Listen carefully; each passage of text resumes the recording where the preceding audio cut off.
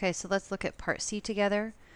So what I'm looking at here is I see a difference of perfect squares. So that's telling me that my square root is on one of the legs. Oops, I don't know how I just did that. Okay. So when I label my triangle, I know that one of my legs is going to be the square root of 1 minus x squared. And I can either put it here or here. And the other leg has to be the x. And the hypotenuse has to be 1. So remember that I know that because when I'm doing Pythagorean theorem and I'm solving for one of the legs, it's going to be the hypotenuse squared minus one of the legs squared. Okay, so the 1 squared has to go, the 1 has to go here and the x has to go here. Now, I do have a choice with which way I decide to label. If I do it this way, then my x over 1, that ratio is opposite over hypotenuse, which is sine. Excuse me, so that's the easier choice. If you want to do it with your legs switched the other way around, then you would get a substitution with cosine, which is also fine. Okay, so if x is sine of theta, then dx is cosine of theta. So when I go to do my substitution, my 3 stays 3.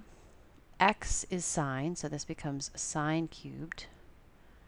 And my dx is, ooh, I almost forgot my d theta. Don't want to do that. So dx is cosine theta d theta. And in the denominator, I can either write 1 minus sine squared and then take the square root, which actually is not so hard because that's going to be 1 minus sine squared is cosine squared, so the square root of cosine squared is cosine. I just said that kind of fast.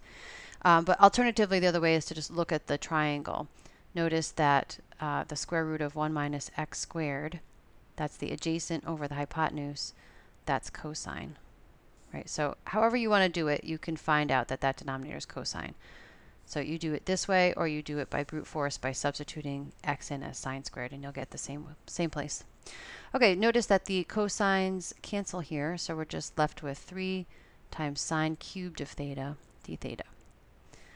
All right, now sine cubed is actually in the packet number 6e. So we've done this problem before. We've integrated sine cubed. And so I'm going to, for the sake of time, just let you go back and look that up and see how we did that. So quickly I'll tell you that we broke it up into a sine squared and a sine. We replaced the identity with one sine squared is with 1 minus cosine squared, and we just did it like a substitution. So when we do that, we got a result of negative cosine theta plus 1/3 cosine cubed of theta. I'm stealing my answer from a previous page. So, okay, so that's right. So we have 3, the negative cosine, fine, plus that. And so actually, once we've integrated, the last step then is to just rewrite in terms of x. So the negative I'll just pull out. So I'm sort of distributing the 3 here. So I've got negative 3 times cosine, we already know is the square root of 1 minus x squared. Plus the 3 times the 1/3 just gives me 1. So now I'm just looking at that cosine cubed. And there we go.